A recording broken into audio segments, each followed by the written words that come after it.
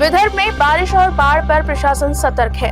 गृह राज्य मंत्री पंकज भोयर ने बताया कि पीड़ितों को जल्द मुआवजा मिलेगा। साथ ही एंटी नार्कोटिक्स टास्क फोर्स के कर्मचारियों को 30% अतिरिक्त भत्ता देने का बड़ा फैसला लिया गया है।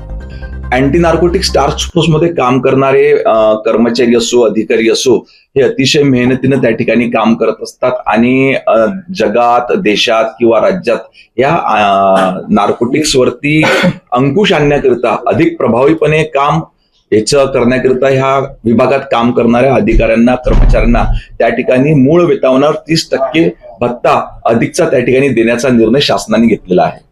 नशामुक्त मुंबई नंतर नशामुक्त महाराष्ट्र हा संकल्प राज्याचे मुख्यमंत्री सन्माननीय देवेंद्र फडणवीस साहेब यांच्या नेतृत्वात शासनाने त्या ठिकाणी घेतलेला आहे। पोलीस विभागातले, पोलीस प्रशासनातले सर्व अधिकारी कर्मचारी देखील या ठिकाणी कामाला लागलेले आहेत।